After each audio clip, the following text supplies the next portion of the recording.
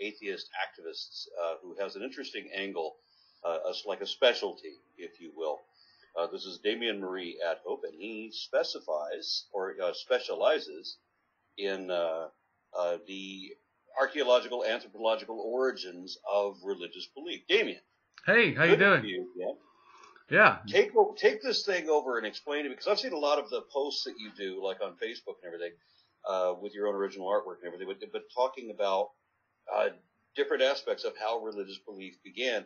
And I'm hoping that you'll just be able to like run amok here for a little bit and explain your position on all this. Oh, well, yeah. I mean, if you remember when I first met you in San Diego, back when I was living in California, like about maybe 9 years ago, you told me to calm down because I have a tendency to be very boisterous, very loud, and very opinionated. What I try to do is model myself with reason. And so I make reason my only master. And that's something I've done ever since I went to college and found out that religion was a lie. And that's actually how I found out and why I have a particularly different sort of brand, I would say, or style of how I approach atheism. I was already an atheist for 3 years before I ever met another atheist. I didn't know there was atheist books. I didn't know, I had never heard even concepts of atheism. In fact, I didn't even know I was an atheist when I became an atheist because I actually didn't understand the concept. I knew I didn't believe in gods anymore. I just didn't know what that meant. But what really did it for me was in college was being shown archaeological facts and stuff. Even as a Christian, these are facts. I can't deny facts. And so that's what made me start to want to approach religion, in my own way, which was, well, what's real? Now that I know that there's some falsehood, I didn't know what was real. And so I really wanted to know, not just, think I know, and I saw there were some flaws. And so I wanted to go, well, when did this start? I mean, because it seemed like, it had to start pre, some of these organized religions. And the more I looked back, just being willing to see. And that's another thing to me is, it's not like I knew all of it at once. And I take both approaches, the archaeological and then the anthropological. Archaeological I see as mainly focusing more on the data and the facts. And if you do this, it'll be harder for you to concept what religion is, because you're looking like through a microscope. It's not that it's not inaccurate; it's very accurate. The problem is if you only look through a microscope, you don't see the other things that are since connected to it. And I think that's what really helps, especially because religion is not like something you find in the ground per se. You don't read something and it says, "Aha, this is now religion," as opposed to before it was not. It's more like you see these archaeological things, and then when you understand the concepts in a sense, a larger cultural idea of like anthropology. And then for me, also understanding ethnography, which is in a sense the understanding of cultures today or past cultures and their relation to other cultures. To me, that's what really helps me understand too, because like say the Bushmen of Africa, say worship the fire, but they do it different in the day and they do it different in the night. At night, it's more magical and supernatural. In the day, it's more like real world problems we resolve in a sense. So understanding that also helps you look, I believe, at a lot more accurately to the past than what we would do now. Because if I had a Christian background and I look at, fire, I wouldn't think anything. But not knowing that actually fire worship is quite old. And in fact, even you can see this behavior not limited to humans. But there's even baboons that will run at the sun's coming up, will run up to the top of, cliffs in Africa and look at, or try to get a view of the, sun coming up. And I think it's those similar kind of just basic superstitious ideas. And then I have a degree in psychology, and that's actually what got me into finding out that religion was flawed. Because the psychology told me I wanted to be a drug and alcohol counselor. They told me, well, if you're going to deal with people, you need to know different religions, not just Christian that I was, so that way you can, actually help these people and not be abusive. Because it's really easy if you only have your own mind frame to start from to just push it onto people. And so they were really, they helped me, stop for a second and want to know, not just want to know if these religions were false, but want to know what they are, so I don't, in a sense, straw man, like in philosophy, just make up something that's not real. And so, for me, it was interesting because at first I thought everything stopped in a sense, or started, I should say, at animism. But the more that I, researched animism, it wasn't like humans just invented this. It was already, in a sense, the groundwork laid in a sense, pre, what we consider, modern humans now. And that was to me the most profound thing. It's like, but the more it goes back, the simpler and just basic, needs it comes. And so I can see that, religion is not the special thing. It's not something that, that came out of nowhere. It's just these little feeble, superstitions that just kept building on each other thousands of years and going on.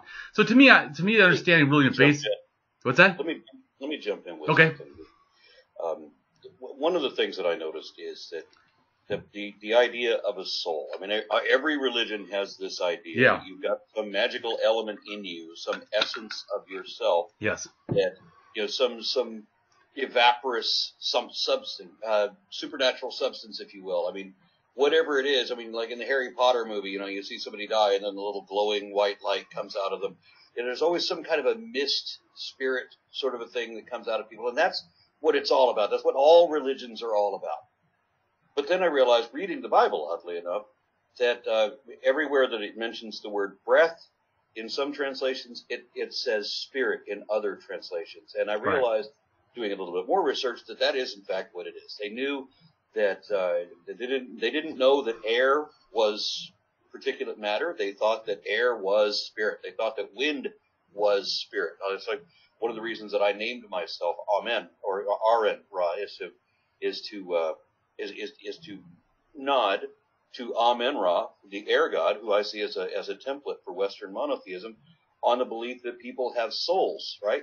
Like when Jesus gave up the ghost, in one translation, he breathed his last in another, right? In Ecclesiastes 3:18-21, where they mention that, who knows whether the spirit of the beast goes down to the earth or the spirit of man rises. In one translation it says spirit, and another one it says breath, and I realized that's what it is. These people think that air, when somebody dies and that last gasp comes out of them, they think that's their spirit. So everybody's belief, all of us now that believe we have a soul, we have this ingrained in our culture through every kind of culture. We all think that when we die, there's something that comes out of us, and it's literally hot air. And that's it. No, I agree. And I agree that that's just, to me, is as animism. Animism, the belief there's a spirit-filled life or afterlife. And they, in a sense, are connected to the same thing. And they also thought that the reason, like you were talking about air, it reminds me of, like shamanism has sky burials. And sky burials, to me, are just like the wings itself. Like they said, the air, woof, woof. They're able to, make the air move. They're able to float on air. And so to me, and they're carried up, in a sense, into the stars, which to me, the stars are seen as ancestors in the actual heaven. You can see them there. And but I mean, it's magical bullshit. But I mean, so to me, yeah, and just like falling stars can be just like, a demon, or it could be, seen as one of the ancestors coming down and helping or causing catastrophe because they're not happy. But yeah, I do agree that it definitely relates to the air. This idea that I just mentioned caused people to believe that there is a supernatural, because they don't realize that air that is actually molecular particles, right? So they think that air is supernatural. And that means now that they have a supernatural element that's moving the clouds around, that's causing dust devils. Like, where did the genie come from? The idea of genie actually comes from dust devils, literal dust devils, that would rise up out of the desert and throw your tents around and everything. And these are supernatural things in these people's minds. And as a consequence of this, we all now believe that there's a supernatural element to nature, to life itself in particular. And I remember being subject to this. You're raised in it culturally. So, I mean, you were a Christian once upon a time. I was raised in a Christian cult, actually. I came out of Christianity not directly in atheism. I went into a sort of a neo-pagan spiritualism because I was still convinced that there was some kind of truth to supernatural things. And I tried to explore that. I didn't view them as magic. I viewed them as like psionics, like mental aptitudes, telekinesis, telepathy, astral projection. I thought that we had scientific evidence for all of these things.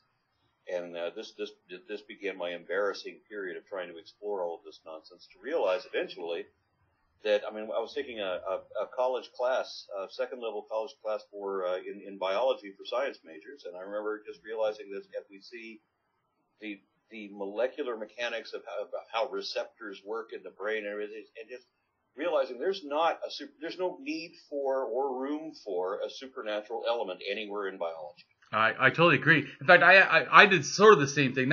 So when I say what atheist, I was atheist spiritual because I didn't really understand, atheism or anything. So I kind of like you, not pagan. What I thought was maybe that soul or spirit could be real, that afterlives could be real with devoid of God. I mean, I now realize how ridiculous that was. I didn't understand enough science. Because I always tell people, okay, even if you think there's a soul, when in evolution did magic enter and why?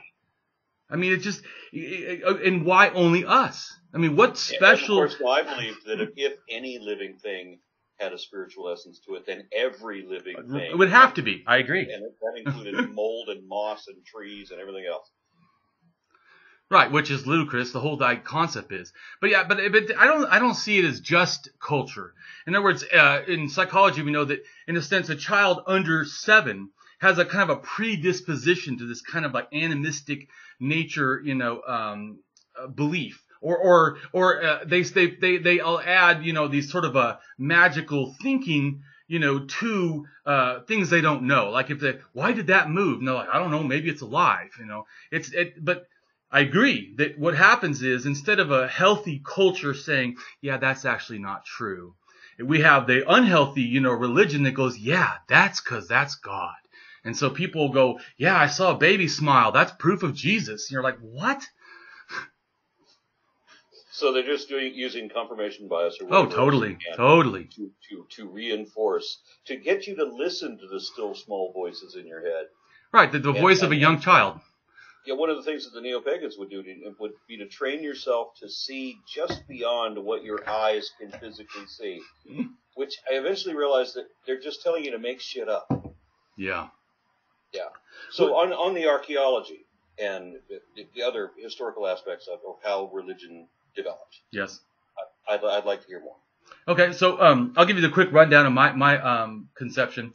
So religious evolution basically starts in Pre-Animism, at least 300,000 years ago, and then Animism, at least 100,000 years ago in Africa, Totemism, at least 50,000 years ago in Europe, Shamanism, at least 30,000. What's that? Can you give us a basic idea of what each of these are? What animism is? Because you may have a different concept than I am. Right. So animism to me is a spirit-filled life or afterlife. Totemism is the same as that, just that, like Legos. Everything to me is like, it's just buildings on each other. They all have animism. Every single one of them have animism, plus totemism. Then shamanism is animism, totemism is shamanism. Then animism, totemism, shamanism is paganism in a sense. Something. Okay, so what are these 4 things individually? So, like I said, animism is like the conception that life has spirits and that there's some kind of an afterlife something. It doesn't have to have anything else. Then totemism is that you believe that there's physical representations you can make that then embody that concept in a sense. And you use it more of in a magical, tangible thing. And then it also is a way of the culture behaves because totemism is about structuring the clan. And then you add shamanism as kind of a throwback it uses totemism, but it kind of throws back to animism. It goes, okay, too much control, too much structure. Let's get back to more just nature worship, sort of. But it has a new conception in how it views spirits. It uses them more actively, in a sense, which is, to me, on the path to God, concepts. So it starts saying, okay, these spirits can work for us. We can do things. You can even sometimes be possessed by demons in a positive way, to help our clan be empowered and whatever. I say berserkers or something, kind of a mentality that I can actually embody this thing inside of me and then become powerful. And I see that as very different because, especially as it gets towards progressive religion, the thought of being, in a sense of having demons come in you intentionally would be insane. but it's because it's the beginning. And it just progressively adds. So shamanism does that. And then paganism, to me, is when we become more sedentary. And this happens in Turkey. And it's still, in a sense, the roots are shamanism. And then these shamans get fixed to a place. And then they start making agriculture. Once they make agriculture, almost all original goddesses have a connection to wheat. And so it shows that it's a direct connection to this agricultural thing. At the same time, I think, though, not gods were invented, but clan leaders were. Because there's the first clan leader totems happened at the same time. So I think it's almost like a hunting cult and a fertility cult that operate in a sense, simultaneous, like hunter-gatherers. The gatherers do, in a sense, the fertility cult, the women more generally, and then the hunter cult that goes out and hunts and goes and shows their manliness and their clan power and whatever. So you have these dual things, I think, operating as the same, in a sense, religious unit of the clan. And so then paganism eventually, by 7,000, because of war threat, over in the Balkans, invents this new idea of not just the clan leader, but now this clan warrior. And the warrior god, in a sense, then becomes more and more powerful until 5,000 something, in a sense, like in Egypt, it basically becomes, the king priest, pharaoh. And it's those ideas, in a sense, that then at first also at the same time, and that is that there's a god as the main power, but has goddesses. But eventually by 2000, that's wiped out, and basically it's like monotheism, God only almost. One of the things that Christians seem to have a problem with deconversion, or at least my type of deconversion. I mean, I lost belief in the central God figure, but I maintained the idea that there's this overlapping supernatural universe, if you will. Right. And animism is where you imagine that everything has a spirit. Well, I don't imagine that rocks have a spirit, but I imagine that all life did. I was a Jedi. Yeah. I believed that this force, that the biosphere was literally a biosphere, and that it was generated by life. And so living things had this, were animate because they were interwoven with the supernatural. So you have the material mixed with the supernatural, and there was no need for a god behind any of that. If life generates a supernatural essence in itself, and that is somehow connected to the supernatural aspect of the universe, of these two universes overlapping, and then life is the blend of the two. Right. The analogy that I used was that you have clay, which is normally just dead rock, but it's only malleable when you mix it with water. And so now with water, it's fluid and you can do things with it. And then when it dies, essentially all the water ebbs out of it. And that was the same thing as a supernatural spirit. And then the water ends up reuniting with the hydrosphere, which goes into that Buddhist thing about make me one with everything. Right. Right? So I thought I had the basis of all religion. And the way you're describing it now, the concept of animism being the most basic of them, it seems that I went to the most basic. Well, and we went to one of the most natural, in a sense. What reason that we all do that, or would do that, is because animism, like I said, is not something we're totally taught. We're almost like born with this superstitious mind that's super creative and likes to understand, and it likes to make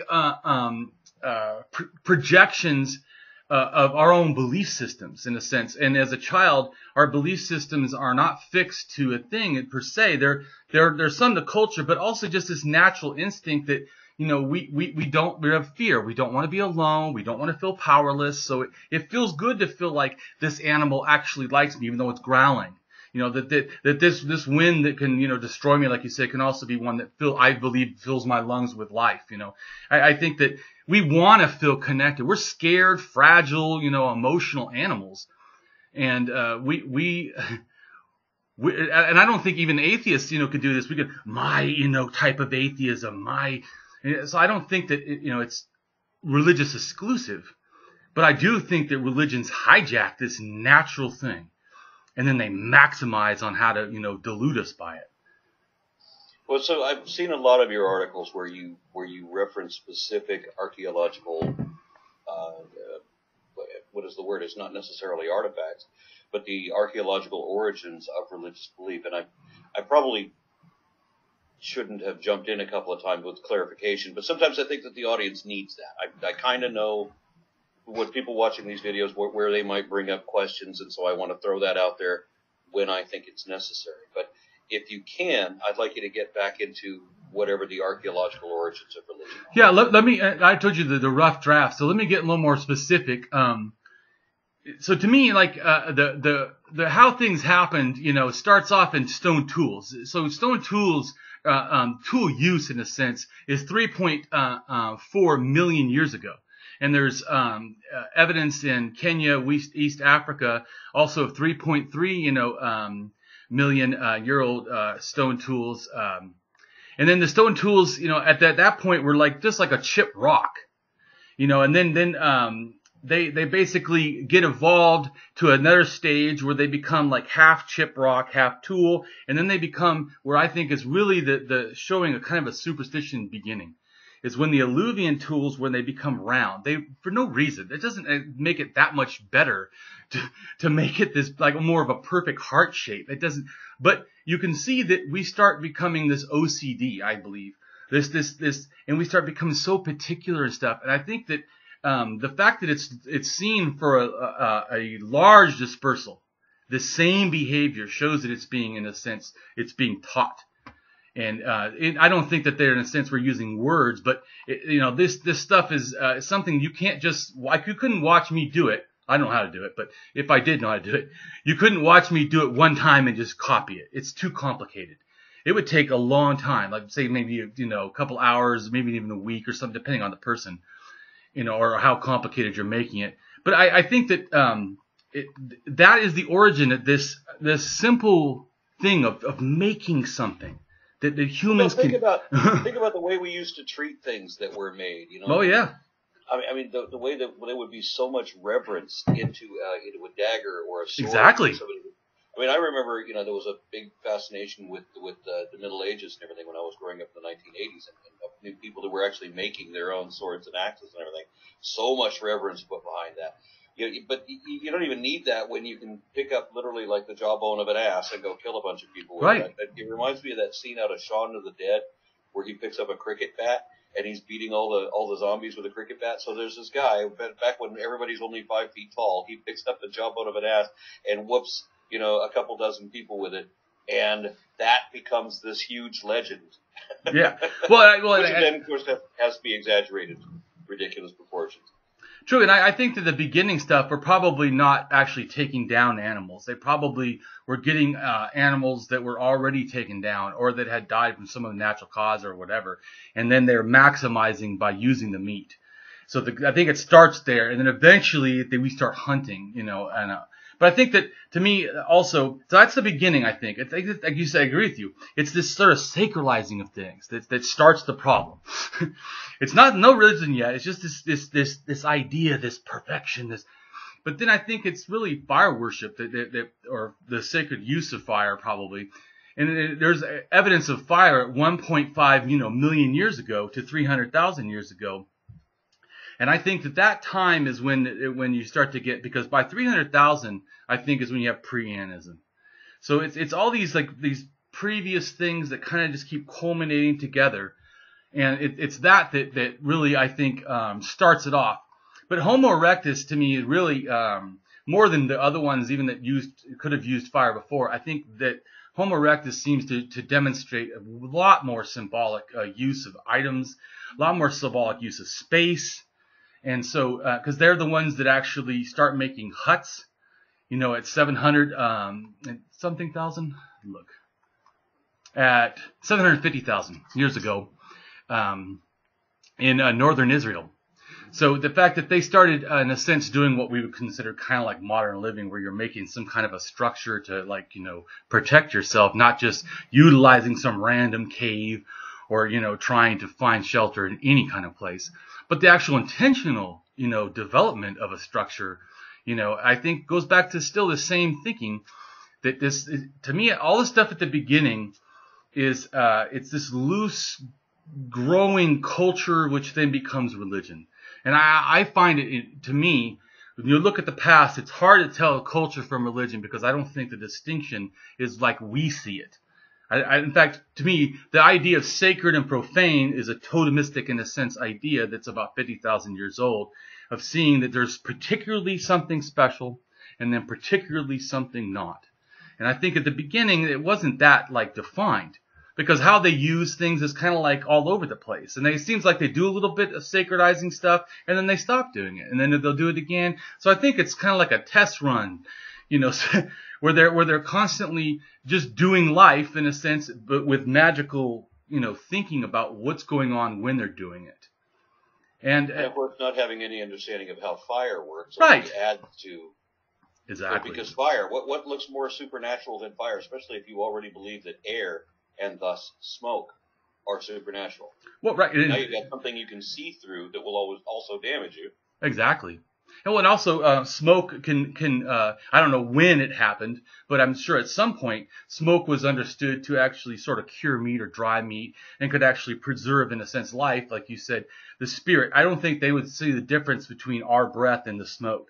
I don't think there would have been a large, probably, conception of different, because I definitely agree that spirit and soul and all that has to do with wind and air, and because just like wind itself is to them would be that I don't see anything, but yet I feel it. I can feel it, this unseen special thing. And like you said, let me give you my quick rundown on how religion forms, right? So we have people playing around in clay. Right? Yep. They figure that you get clay, you get water, you can mold things.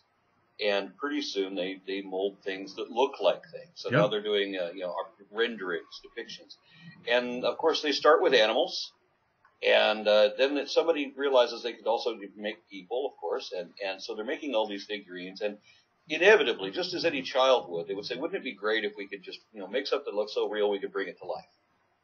And then somebody suggests that, hey, maybe that can be done, but if it can be done, and somebody somewhere can do that, can breathe the breath of life, means start the thing breathing, right? Because that's where the whole breath of life comes from. They don't know what air is. So if somebody can breathe the breath of life into these little clay figurines, then maybe somebody already did that.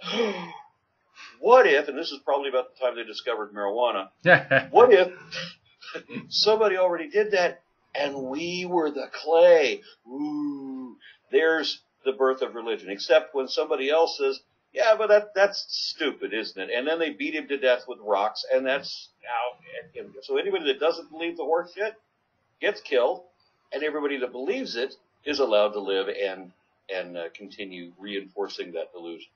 Well, I would semi-agree with you. The oldest anthropomorphic artifact, is the Venus of Bakram. That's about anywhere from 500,000 to 233,000. Probably I read in the book of Archaeology of Religion, they say they think it's 300,000, which goes along with what I said, Pre-Animism. But what I would say, different than what you're saying, I do agree with this concepts. What I think, because it has actually red ochre on it. And so I think this goes back to your breath statement. So to me, they took a stone and they knew that it had something inside of it. Just like before they made their stone tool, they knew the shape they wanted. And so I think, like you're saying, they know that I have to make this into human or whatever, but it's already in there. Its essence, that I would see how they're using it, it seems. Their essence is already in the stone. I'm not going to bring it out. So the stone, in a sense, an animist doesn't have to be, but generally animists see everything alive. Stones doesn't make a difference. Those are stone people, that's air people, that's star people, that's, earth people.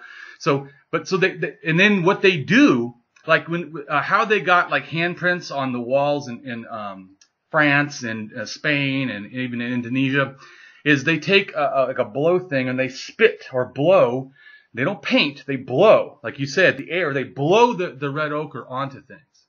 And I think it goes back to what you're saying. They thought that when I did that, I'm breathing life into the stone tool. I'm breathing life into my ancestor, because I think the hand representations are probably ancestors and also represent, when there's multiple of them, stars, like star ancestors. But I think it directly connects to what you said about the breath, because they're blowing on. In fact, they used to think that they were spraying it or painting it, but then when the guy tried it, he realized actually it's a bunch of little breaths to make that paint shoot out. You put the stuff in your mouth and you just spit it dry. Which I think. I remember watching the documentaries about how they go. Right, yeah. Like that, which doesn't seem like quite the supernatural breathing the breath of life into it thing. But anyway, so what else have you got? Because I've seen you've done a lot of articles on this. I mean, I don't know if you have a website that we need to promote. Yeah, I have a website, DamienMarieAtHope.com, but I'm also on LinkedIn. I have a whole bunch of, I have like 48 blogs on all this.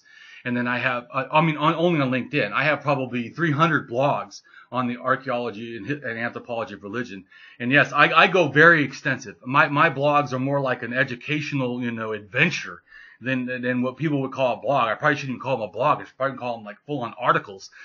Because that's about how much just to organize there's one blog I have. It took me 22 hours just to put the information on it. Not even to research it, but just to put the information on. And yeah, like some of my art takes anywhere from 6 hours to I've done it for 28 hours. You know, I care a lot about this, and I do it all for free. I eventually would like to make a living at this, but my goal is I want to help people know. I feel like, how dare I be another person that keeps the truth from people? I now know things I learned because I wanted to find out for myself, and more I'm like, wow, this is amazing. Everybody needs to know this. It's like the anthropomorphic human faces on stone tools. They have them at 450 and 300,000 years ago in the Netherlands. You know, it's bizarre, and it's amazing to me. And the fact that 430,000 years ago in Spain is a pit of bones where they threw all these people and threw a stone tool on top. You know, it's like the first sort of like a cemetery or a burial. You know, and then the fact that how the human brain, in a sense, we see it as so special, but 300,000 years ago, it's not that much different. I mean, the architecture inside can be more developed, but they weren't so, like, you know, we think of cavemen like stupid. And even 300,000 years ago was the first wolf tooth pendant found in Austria. I mean, this stuff, I like, what? You know, it just blows my mind. And because I was excited, you know, about this stuff, and I wanted to tell the world, man. I was like, this is amazing. Well, make sure to let me know of any links that you want me to include so that people can be able to look up your work. Yeah, I would say that to me, that I'll give you the links towards I wanted Pre-Animism. It was so long I had to take stuff out because LinkedIn got mad. It's too much stuff. But that's just how much I wanted to give facts. And then I have Animism and Totemism. I have all separate blogs that go to each one. And then each one has separate blogs to it. And everything I do has links and references and stuff right in it. Hyperlinks. I want people to be able to go. I always think, don't trust me. Go look it up. Investigate everything I say. And in fact, I always tell people, I'm never threatened by the truth. So if you can show that something I do needs to be updated or brought to better accuracy, man, I'm more than willing. I don't understand people that are like scared of the truth. Man, that's the only hope we have. Well, I think it's obvious that when people are, and they clearly are, scared of the truth. I mean, how long have I been doing that thing with the challenge to prove evolution to your satisfaction, and nobody ever takes it? Because they don't want to know even what evolution really is. They don't want to risk understanding it because then that takes away the make-believe. Oh, yes. And that's why they call themselves believers. You know, it's all a matter of pretend. It's not it seems to me, and I hate to put everybody in a dichotomy like this, but there are those who have a deep-seated need to believe. And there are those who instead have a desire to understand and to improve understanding. And so if you want to improve your understanding, then misinformation needs to be identified and removed. I totally agree. But if you just need to believe, then you need that misinformation, and you don't want it to be refuted because you want to keep believing. And so one aspect cares about the truth, and then the other group doesn't. Well, I know, which is, they say they care about the truth, and I go, okay, so if there was truth that contradicted your beliefs, would you update to what's true? I would. If you show to prove to me there's something that's true, I'm going to have to start believing it. Now, there's a difference that people understand. That doesn't mean I might like it. I may hate the real truth, but at least I know it's true. Yeah. Okay, so give me another example of archaeological. Okay, Homo naledi at 250,000 years ago basically has the first what I would call cemetery. They really lay the bones out in this cave in a way that looks like, you know, intentional, you know, interment. And then at 200,000 in North Libya, there's the first shell bead necklace. There's only found a few, like 3 pieces of it, but it's more than one, and they believe it goes to an ostrich shell bead necklace. And ostrich shell beads are something that you see way later at 100,000, at 80,000, at 70,000, at 60, 40, 30. I mean, it's something that continues. And more than likely, you know, this was done by Neanderthals, which is important because people have this flawed opinion that Neanderthals, in a sense, were stupid and didn't do anything. And I think that they actually I remember for a long time they were speculating that Neanderthals didn't do abstract art. So yeah, I mean, that's total fallacy now. I mean, the Max Planck Institute just did, I think, 2 years ago, proved that the 66,000-year-old handprints and bizarre art was Neanderthal in Spain. So they beat everybody. which I think that they gave us ideas towards totemism and animism, but at separate times by separate groups of Neanderthals. So Neanderthals at primal religion, to me, there's these mystery rings that are made by the stalactites. They broke them off and put them like in these circles with little things in between. And that's at 175,000 years ago, and it's in France. And to me, when you look at it, the first thing you think is, wow, it almost looks like a little temple, or like, you would think of in paganism or something. But this is interesting to me that we have all this stuff that comes pre-us that we think these people didn't do. But I think it's, like I said, evolution is this flawed opinion that humans are somehow miraculous, created beings. Well, if you start with that, then of course we'd seem amazing. But if you look at real history, or prehistory, not really so amazing. And so I can tell you a couple other things. Just like to me, Neanderthals have this kind of a tool technology, and I think culture relates to it.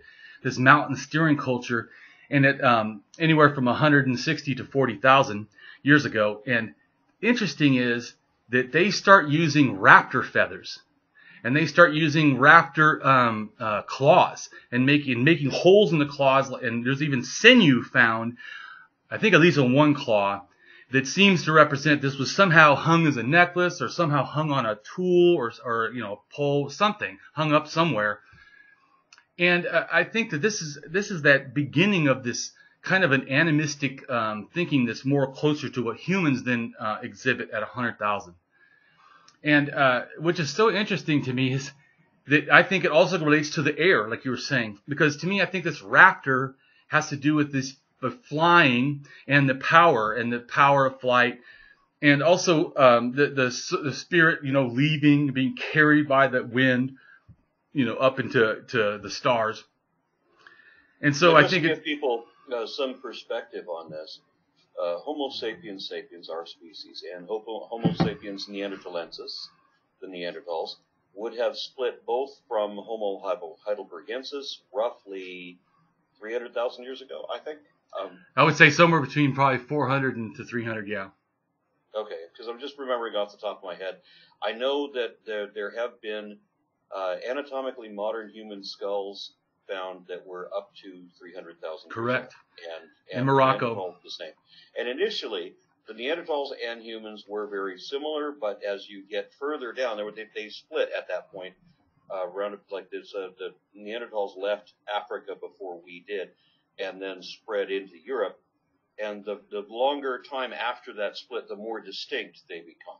Mm-hmm. Yes. So, I agree. And I think also because they had sort of a little bit more of a evolved head start, and also they went to a lot more drastic climate than staying in a sense in Africa, where the needs, I think that religion evolves kind of the same way everything evolves. Like in a sense, because there's a need, they invent something to sort of try to fill the need.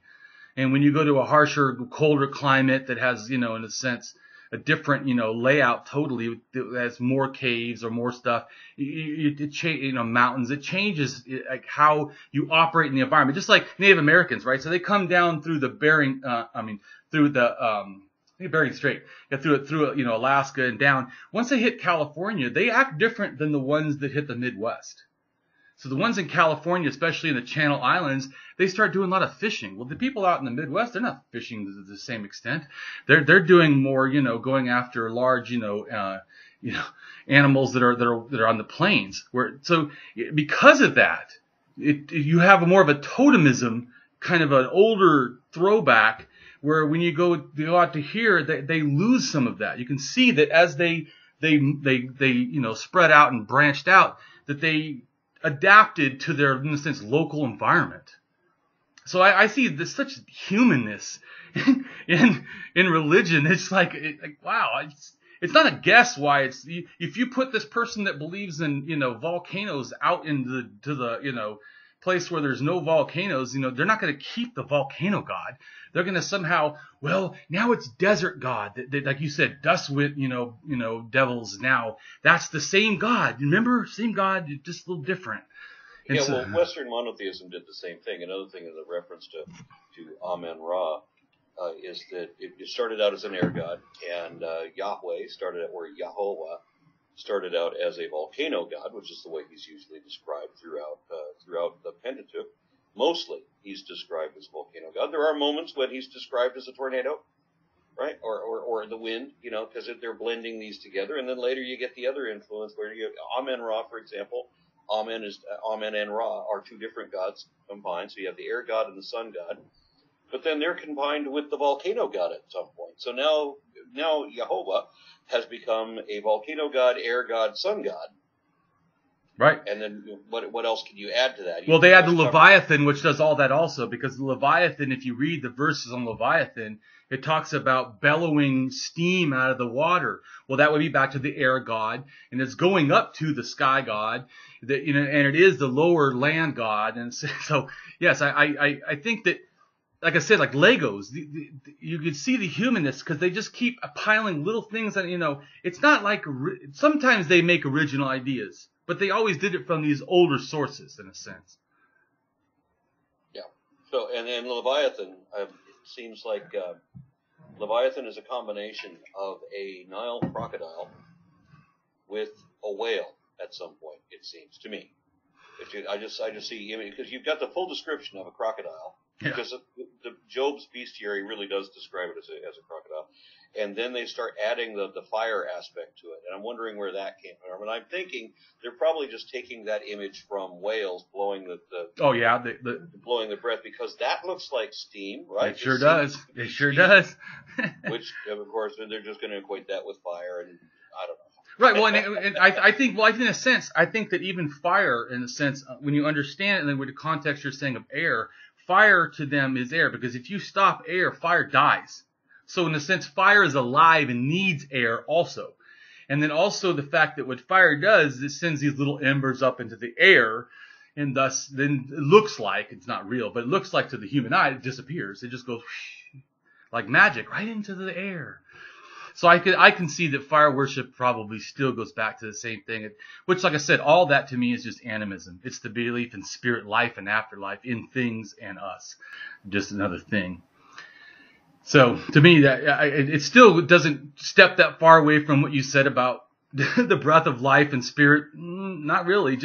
It's just different versions of that same very simple idea. What's interesting too is the Neanderthals are the first to burial, which I think is, there was stuff that being done in cemeteries by placing bodies and throwing bodies in caves, but to actually put something under the ground intentionally, is about 130,000 years ago. And it's interesting that how they do it too is almost like a person in a fetal position, which makes me think of like the womb. And it goes back to this belief that like you're burying it in the earth. So it's almost like putting it back where it comes from. And a lot of times they put red ochre, probably the same way, probably, or it could have sprinkled it, I don't know. But I still think it's not unlikely that they didn't just breath right onto it, trying to, in a sense, like you were saying, send them off with this love of the breath of life or whatever.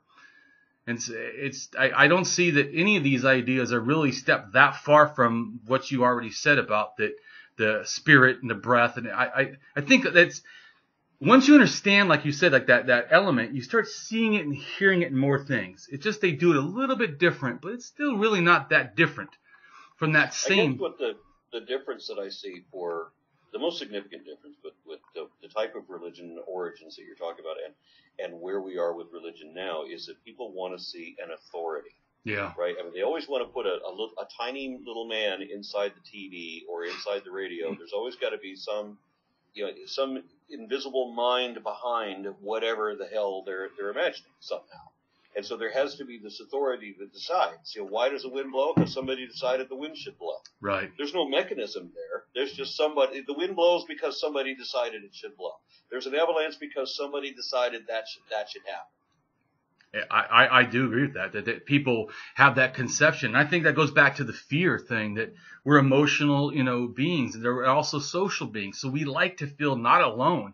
It's like if you take somebody and you give them all the food, you let them read whatever they want, but you put them in solitary confinement the rest of their life a lot of people will become mentally disabled. They will start to have actual problems because we're that social. It's like a need in us.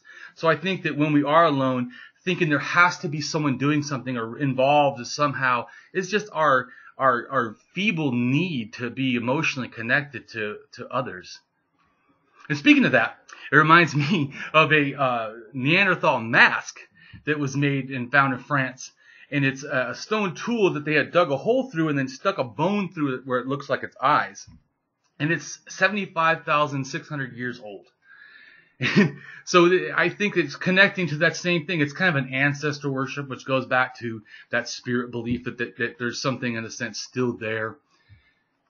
But the first worship that humans do probably could be seen in their symbolic carvings on ochre that's found in South Africa.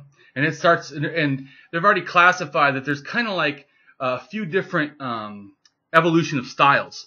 They used to think it was just all a bunch of just scribblings on these small little stones, whatever. But they started realizing they're actually classed. The 100,000 ones are a little bit different than the ones that happened about 75. And then they slowly kind of progress. And this is just in general, goes back to my understanding that really evolution isn't limited to, in a sense, this thought that how we got here. It's how we keep, doing what we're doing. It's just constant. We keep adapting and to things, so we keep evolving. And that religion is not limited outside of that. It's just part of human cultural evolution. And so, doing these behaviors, isn't really. I know I've heard it said, that these things are like memes or some kind of thing. Well, that would assume for me is that they're somehow separate from us. I don't think that they are, in the fact that it's just human mind. It's like saying that, the desire to go rob banks is innate in humans. Well, it may be on a very large, loose idea way, but it's certainly wrong to say everyone has a desire to go rob banks. I mean, everybody has. This is an important statement because when you talk about the evolution of religion, and people very often tie religion with morality for reasons that make no damn sense to me. We do have to talk about the evolution of morality in here too. Yeah. In concert with the religion. I've always had a perspective on this. I've given talks about it, but let me hear yours. How do you equate these two? Well, we already talked about it. Social culture evolution. The fact that we're emotional social beings. The Neanderthals already have evidence of taking care of the elderly, of taking care of wounded. In fact, at 150 or 140, there's a Neanderthal family that the elder male actually had lost a limb and was still, in a sense, cared for. He probably wasn't very good. He was, had all kinds of other problems, but he was taken care of. And there's another one where the person had lost most of their teeth, and so Denisovan. There was a Denisovan that had, and people need to understand what the hell that is. There are apparently 4 genetically distinct races of people that have been identified.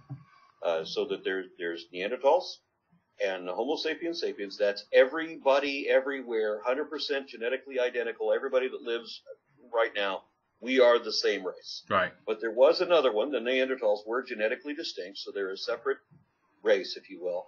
And then there was the Denisovans. Now, the archaeological evidence, or the paleontological evidence, I guess, right, it would be a single finger bone. They found a single finger bone, and from that, of course, they got the DNA, and the DNA showed that it was a genetically distinct third race. And then there was a fourth one, which has not been identified, I don't think, by name yet. That has no archaeological evidence or paleontological evidence at all. It's purely genetic. There's a group of Malaysians that in their genome, they show a distinction from everybody else that exists. Because remember, everybody's 100% the same, right? Yep. It's the same genetics. But they're in this Malaysian group, they show another distinction in their genome indicating interbreeding with a fourth genetically distinct race of people that has never been identified from any physical remains that we know of. So just to give people an idea of what the background on that is. Well, and also I should mention one other thing too. In any community, you're always going to have everybody's selfish to a degree. Everybody has a degree of self-preservation, self-promotion, and so forth. But the balance of that, you have to have empathy for your family, friends, and fellows, or you're not going to function in society. If you do have this capacity to care about other people and take care of other people, then society is going to benefit, and you're going to benefit as a result. Likewise, if you are selfish as your dominant trait, you lack mirror neurons, or you have underdeveloped prefrontal lobes or whatever, and you tend to be selfish and cruel to other people while promoting yourself alone, such people tend to be isolated from society, either being banished, abandoned, imprisoned, or killed. Right? And so in the terms of population mathematics or population mechanics, I guess, then over time, obviously, selfish people are weeded out of the gene pool, and those who have empathy and compassion are promoted. There's very strong selective pressures to have these people be dominant in society, because society needs those people. And that's where our morality comes from, where religion neither promotes that, but actually works against it very often by saying that unbelievers can be killed on the word of one or two witnesses. Yeah, I would say, since you were talking about evolution, well, I would say, I can't remember off the top of my head, but I don't know if it's 200 or 300 million years ago, I would say, is the roots of compassion. I think compassion then, because there's a shrimp, I think it is, that actually has like a sac or something where the babies can be, in a sense, protected inside of it. And I would say that's probably the beginning of this kind of a bond parental connection. Before that, there's not as much. And it's that connection. It's that bond with these other things that I think leads to morality, this compassion in general, that then obviously helps the species, develop if they can protect each other. And I think the first public speech I ever gave was on the evolution of morality, and I noted that the animals that show the most compassion are the ones that were raised in dependence, like being dependent on a mother, for example. And things that just hatch out of an egg alone, and they're already developed to go about their thing. They don't have any compassion for any other thing. They don't care. Why should they? So that I see as being the first element of compassion. Oh yeah, your dependence. Well, yeah, and so I would, like I said, it goes. I was saying it's a social cultural thing to me. Evolution. In other words, the morality. Because to me, like morality, like if you said, can I do a moral act unto myself if I was the only individual on Earth? And I would say no, there is no such thing, in a sense that morality involves our social behavior with others. It's in a sense a productive navigation of our relations with others. And it's that I think is different than when we don't have that. And like you said, because we're a social species, we like to feel safe and comfortable, and we can't feel safe and comfortable with this maniac that's killing people all the time, or that I don't know if he's going to kill me tonight when I go to sleep. Just self-preservation would go, we need to kick him out of the tribe, and so we don't like that, and we teach our kids, see that person? We don't want to be like that, because I want to be able to sleep at night. Yeah, exactly. All right, so have you done any articles that you're particularly proud of? That you'd like to talk about? Well, I have. I should have selected maybe a few. I have so many. I don't know. I would say, to me, the most interesting is the Pre-Animism. That's to me is because it's so far from what I would have thought when I started this. In fact, I wouldn't even have thought. I would have thought, oh, that's nonsense. Well, we've got a few minutes left. Let's jump into that.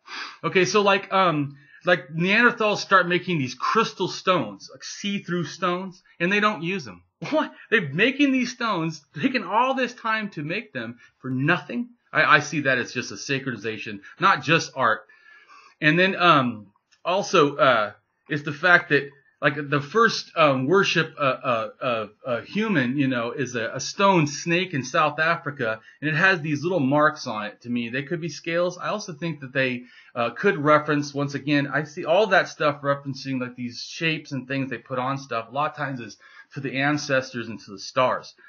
And it's this ancestor worship that I think is the most interesting, but it still goes back to that spirit thing. But don't we have a tendency to what is the word, demonize somebody that when they're lost, we want to show extra reverence for them. We want to pretend that they're still out there somewhere. We want to pretend, and we talk about their deeds, right? They become heroic figures, when maybe in real life they certainly weren't. But we try to remember people in an honorable way, and so we then and always ends up some level of exaggeration, and then nobody understands. Like even authors that we have their words recorded. You'll still hear people today saying what people believed or what they said or what. And when you look up the original source material, you realize it's not even like that. So, that's a funny thing. It reminds me of one of the things that the most unhappy thing I found out in archaeology is that the statement "this is the oldest" is probably inaccurate. And so now I don't even want to use that statement because I assume that probably it's not accurate, and maybe I just don't know. So well, I remember that they said at one point that the earliest abstract art for a long time was a South African rock that had crisscross lines on it. Mm-hmm. And they said that was roughly 70,000 years old. And then they started finding these little trinkets like you're talking about that were even older than that. And they said that at the time that, what is it, that anatomically modern humans were only about 100,000 years old. And then they got the shocking find that these skulls in northern Africa, they were actually 300,000 years old or close to that. And remember, I'm just doing this off the top of my head, so I hope my numbers are not wrong. Well, 200,000, what they used to think that we were, but I agree. At one point, it was 100,000, and then it was 200,000. And then for a long time, it was that, and then because at 195, there's bones of an anatomically modern human, and but yes, the oldest skull now is probably 300 to 350,000. But understand too that's an arcane form of human. That's not. So like that's the male Y DNA, and then the female is closer to is because one is A00, that's the in a sense the oldest, and then L is where the female lineage is of human plus that in a sense. But like I said, but they're talking about Pre-Animism. What's interesting about these figure stones they carried. At first, I just thought it was interesting they were faces, but then I started paying attention that, well, they're not just random faces, which you would think. They're just making random faces on these stones. They a lot of times have a theme of one eye open, one eye closed. Now, I'm not claiming to know exactly what they meant by that, but I would just say that it would appear that possibly death and life. I find that to be interesting because like the oldest one of these is 800,000 years old. From Niger, and it has this humongous one eye open, and then the other eye is missing or closed, and but that's like a common theme, and that 800,000. Yep, I can give you a link. What is it exactly you're describing? I have to send you a thing, but it looks like a hand axe, like a little alluvian hand axe, which is like a let's say like almost like a upside down teardrop or something. And then it has like a big eye that they've dug an eye hole, and they made a little nose, and they made a little mouth on the. So if it's 800,000 years old, it is.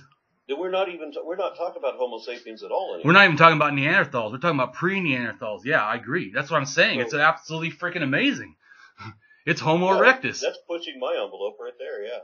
But I would say that I want to be careful because that's a sense of one-off. They found one thing that's that old. It could have been one amazingly creative, I'm not saying it, but it's interesting that the theme they did then is seen with Neanderthals. It's seen even, later with Homo sapiens sapiens. Was it just the pure accident that they're doing one eye open, one eye closed for this long? Maybe. I don't think that everything is always directly connected, but I do think it's interesting that even if it wasn't, it's probably not wrong to think that there was some sort of a central theme, this animism spirit theme or ancestor theme, this life and death theme that probably did transmit. All right. Well, Damien, I want to make sure that we get a link for that thing because that's going to be interesting. I can give people I have a LinkedIn link for it, but it actually is a short. I go to LinkedIn and I put my actual link because it's like gazillion ass long to an article, and if you put it on LinkedIn, it's small and I take it. So anyways, if they go to LinkedIn, so it's HTTP. No. We're gonna include the links down below. So okay. I'll make a title that this refers to the acts that Damien was talking about. We'll have the link there, and if I need to, if it's a really long link, then I will go and make a shorter URL. Okay. So, but either way that should work. I want to make sure that we have any links for anybody that wants to look up the stuff that you're doing. But this one in particular, I want to look at because it's rocking. That's anomalous. Anything that doesn't fit, there's probably a reason it doesn't fit, and it could be correct, but if it doesn't fit, then it's probably wrong. And so we gotta look at why doesn't this fit. Oh yeah, but like I said, it's clearly not just a tool. Absolutely not. Even if you said that you didn't think it had anything to do with ancestors, like I think it probably does, or any connection to religion, you'd have to at least say it's art, because it's certainly not just a tool. I mean, you can physically look at it and go, yeah, that's not a tool. Well, they're clearly trying to represent something, and that would imply that what's the reason that they usually did this back then? Most likely religious reasons. Right. That's why I say. All right, Damien. I want to make sure that I get any links from you that are necessary, where the people are going to want to look into to see your stuff. Yeah. Because you are pretty prolific. I mean, you've done a lot of articles. A lot. I want people to get a wider audience to get access to that. And then I'm going to give you another minute or so to make closing comments on how we can find you, what you do, and what you're about. Okay. So you can find me at DamienMarieAtHope.com, and that's my website. And in there you can find my blog, and all my links are on the front page. I don't make people have to look for stuff. And I break down the stages of religion all on my front page really quick, and I give you links to my other blogs all on the front page. But you can certainly go to my blog or there's a search box. You can just search what I'm talking about. You can just say Pre-Animism in my search box, and it will bring up I have, like I said, like 300 blogs or something on this. And all my stuff that I put always, even on my art, a lot of times I put links right on the art. Because I don't want you to have to trust me. I don't want you to have to believe. So, like I said, to me, reason is my only master. And I want to always be reasonable. I always want to be factual. I always want to try to, and I think that it takes a humbleness to be willing to be wrong. It takes a willingness to be able to be updated. And so I would say that everyone, is that you can't start with these preconceived ideas of what you think you already know and not be willing to alter them to the facts. And that's what I've been humbled to do at the beginning, and I try to stay that way now. And I inspire everyone, that the reason to see religion is wrong is not just so that we can then point fun at, and poke fun at religion, but to really realize that this is a harmful thing. That I agree with your talking about morality. This is affecting our humanity. This is affecting how we raise children. This is affecting how we accept, science. This is affecting how we pollute our world. It's not limited. The reason why I'm an anti-religionist is not because I just think these things are stupid or are uninformed. I think that they're actually toxic and harmful. The belief that we have a spirit makes me care about another afterworld and not really give a shit about this one. And to me, this one is the one that matters. I don't care if you even thought there was an afterlife. You know what? We do know this life is here. We all can agree on this life. And I think that that's why I feel an extra urgency to teach people as much as possible. How many more minutes of your life do you want to waste on what is fake? Yeah. Beautifully put. Damien Marie AtHope. Yep, Damien Marie AtHope. Thank you for being on. All right. I appreciate it. Thank you. All right. That is over with. This was not live, but I will make it live momentarily. Okay.